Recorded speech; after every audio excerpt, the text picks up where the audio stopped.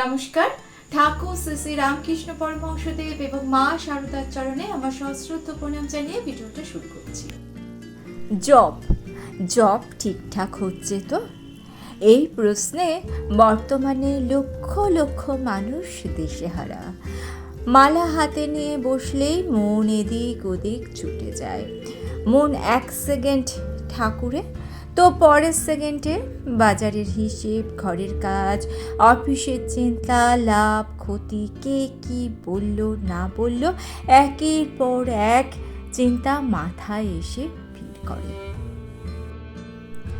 তাহলে বুঝবেন কিভাবে যে আপনার জব ঠিকঠাক হচ্ছে? আজকে শুনবো মা ও ঠাকুরের বাণী, জপের ফল এবং জপের ভুল। এমনভাবে তারা ব্যাখ্যা করেছেন যে আপনি শুনলে নিজেই বুঝতে পারবেন যে আপনার জপ ঠিকঠাক করছে কিনা। শুধু জপ নয়, পুজো করতে বসলেও অনেক সময়তেই দেখবেন আপনার মন এদিক ওদিক ঘোরাফেরা করে। আমরা নানান রকম জিনিস পড়ি, যেমন ধরুন হনুমান চালিসা বলুন, কিংবা মা দুর্গার অষ্টতর শতনাম, কৃষ্ণের অষ্টতর শতনাম ইত্যাদি ইত্যাদি, না যে যেরকম ভাবে পুজো করেন সেক্ষেত্রেও দেখবেন যে আমরা যে কোনো একটা কাজ, বিশেষ করে পুজোর কাজ যখন করতে যাই তখন মন এদিক ওদিক আনাগোনা করে। সেক্ষেত্রে মনের মধ্যে কিন্তু একটা সংশয় জাগে, একটা প্রশ্ন জাগে। মনকে আপনি যতই বশে আনার চেষ্টা করেন, মন কিন্তু নানান রকম সমস্যার মধ্যে ঘোরাফেরা করে। এরও উত্তর আছে মা ও ঠাকুরের বাণীতে। এক ভক্ত একদিন ঠাকুরকে প্রশ্ন করেছিলেন, ঠাকুর জপ হচ্ছে কিনা বুঝবো কিভাবে? ঠাকুর বলেছিলেন যে উনুনের ওপর হাঁড়ি করে জল বসালে দেখবে জলটা আস্তে আস্তে গরম হতে হতে একটা সময় ফুটে ওঠে। তেমনি জপে মন ভালো হয়ে উঠলে বুঝবে জপ হচ্ছে। এর মানে কি? এর মানে হলো জপ করতে করতে দেখবেন ধীরে ধীরে আপনার মন কোমল হয়ে উঠবে, রাগ কমবে, মনে শান্তি আসবে। যখন চোখ ভিজে উঠবে তখন বুঝবেন জপের প্রথম সাফল্য। এইবার চলুন শুনে মা এ বিষয়ে কি বলেছিলেন। এক ভক্ত একদিন মাকে এসে বললেন, মা আমার কিছুতেই জপে মন বসে না। একবার ঠাকুরকে মনে করি, আবার বাইরের চিন্তা মনে চলে আসে। কি করে মন বসাবো মা? মা তখন বলেছিলেন, মন লাগুক বা না লাগুক জপ করবে। মন লাগানোর একমাত্র ওষুধই হচ্ছে জপ। অর্থাৎ মন না লাগা মানে জপে ভুল হচ্ছে তা কিন্তু নয়, বরং আপনি মনকে বশে মানাতে চাইছেন। এটাই সঠিক পথ। এবার চলুন জেনে নে জপ ঠিক হচ্ছে কিনা তার 10টি নিশ্চিত লক্ষণ। প্রথম, মন ছুটে গেলেও ফিরে আসে জপই। শ্রী শ্রী ঠাকুর বলছেন, মন বাঁধো, ছুটে যাক, তবুও তাকে ডেকে আনো। মন যদি 100 বার ছুটে যায়, আপনি তাকে 101 বার ফিরিয়ে আনুন। এটাই জপের সফলতা। দ্বিতীয়, অকারণে শান্তি। কোনো কারণ ছাড়াই মনে একটা নরম অনুভূতি, এটাই জপের সবচেয়ে বড় লক্ষণ। তৃতীয়, রাগ কমে যাওয়া।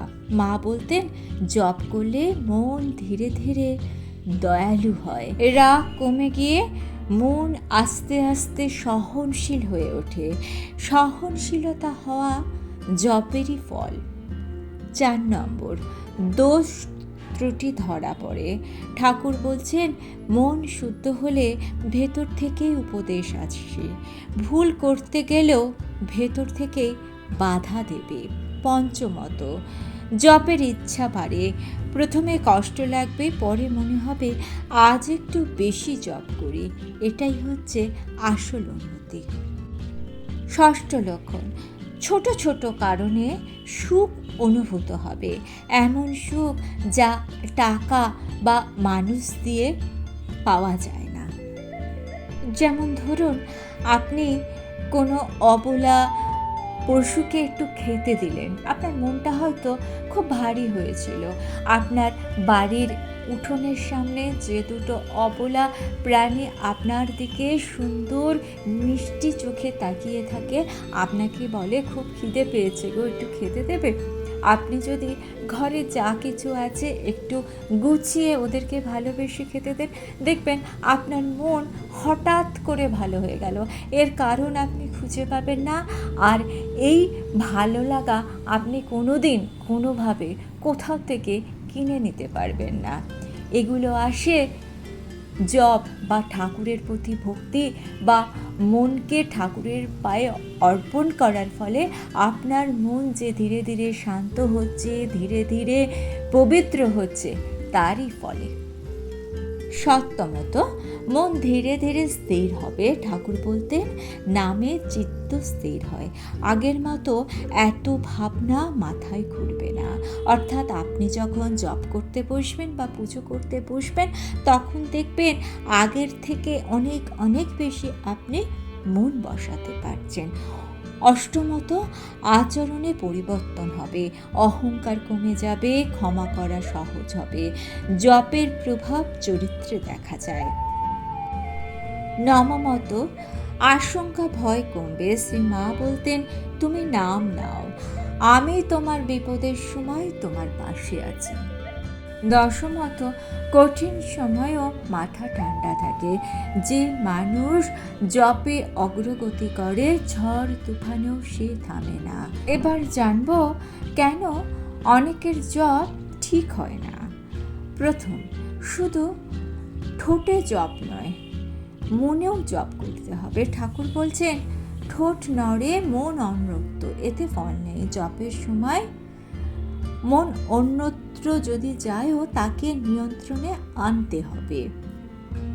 একটু উদাহরণ দিয়ে ধরুন, আমরা এখন সবাই কম বেশি কিন্তু মোবাইলে অ্যাডিক্টেড হয়ে পড়েছি। মোবাইল আমাদের প্রয়োজনে লাগে, কিন্তু আমাদের অ্যাডিকশনও এর প্রতি একটু বেশি।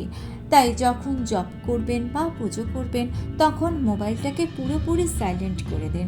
না হলে কিন্তু আপনার মনের মধ্যে ঘোরাফেরা করবে, আপনার দরকারি মেসেজটা আসলো কি না, আপনার ফোনটা আসলো কি না, কিংবা আপনি জব করছেন বা পুজো করছেন, তখন যদি ফোন চলে আসে, তখন আপনি আর সেখানে কনসেন্ট্রেট করতে পারবেন না। ফোনটা না ধরলেও আপনার মনে হবে তাড়াতাড়ি করে ফোনটাকে ধরতে চাই।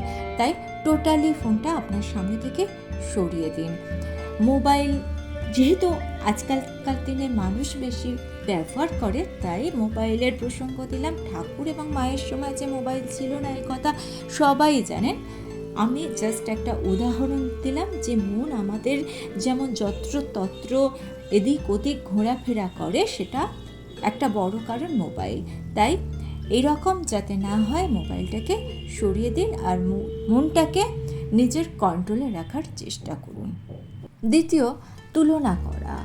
ওর জব এত, আমার জব এত, এই যে তুলনা, কারোর সঙ্গে এর প্রসঙ্গে কোনো কথা বলতে যাবেন না। সবার ঘরে ঈশ্বর বাস করেন, কিন্তু সবার চিন্তা ভাবনা সমান হয় না। আপনি কিভাবে পুজো করেন, কার পুজো করেন, এসব নিয়ে কারোর সঙ্গে বেশি কথা বলবেন না।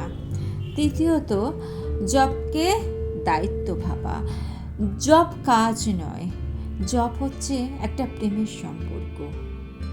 আসলে আমাদের সকলেরই উচিত ঈশ্বরের সঙ্গে একটা সম্পর্ক স্থাপন করে নেওয়া। যেমন আপনার খুব কাছের মানুষের সঙ্গে আপনার একটা সম্পর্ক, তার সঙ্গে আপনি কিছুটা সময় কাটান। আমরা যদি সেরকম সম্পর্ক ঈশ্বরের সঙ্গে করে নিই, সেরকমভাবে একটা নির্দিষ্ট সময় ধরে ঈশ্বরের সঙ্গে সময় কাটাই, তার সঙ্গে যোগ স্থাপনের চেষ্টা করি, তাহলে কিন্তু ধীরে ধীরে আমাদের মনে উন্নতির দিকে যাবে। তাই জবকে দায়িত্ব বা কাজ না ভেবে জবকে একটা সম্পর্ক ভাবুন। নিয়ম না থাকা, অনেকেরই কোনো কাজের নিয়ম নেই। নিয়ম না থাকলে সেই কাজ কখনো সঠিক হয় না, একথা মা বলছেন। তাই জপের একটা নির্দিষ্ট সময় রাখতে হবে। ষষ্ঠত, ফলের জন্য ব্যাকুলতা। আপনি ভাবছেন যে আমি এত জপ করছি, এতক্ষণ ঠাকুরের কাছে বসে থাকছি, ঠাকুরকে এত ডাকছি, তাও আমি ফল পাচ্ছি না কেন? ঠাকুর বলতেন গাছ রোপণ করে সাথে সাথে ফল নেওয়া যায় না। তাই আপনাকে অপেক্ষা তো করতেই হবে। ভগবানের পায়ে সমস্ত কিছু চিন্তা ভাবনা অর্পণ করে দিন, ফল আপনি একদিন পাবেন। এবার শুনে নিই, চলুন জপ ঠিক করার শক্তিশালী কয়েকটি উপায়। প্রতিদিন 5 মিনিট হলেও নির্দিষ্ট সকাল সন্ধ্যায় একটা সময় ধরে জপ করুন। জপে বসার আগে 10 সেকেন্ড মনকে শান্ত করে নিন। জপের মালা ধরার আগে বলুন, ঠাকুর তুমি আছো। এই অনুভূতি জপকে গভীর করবে। জপ করার সময় ঠাকুরের মুখ মনে করুন, এতে মনকে বশে আনা অনেক সহজ হয়। মন ছুটে গেলেও নিজেকে দোষ দেবেন না, বরং বলুন, আবার শুরু করলাম ঠাকুর। সারাদিন যখন এই ছোট ছোট কাজ করবেন তখন ঠাকুরের নাম নিন।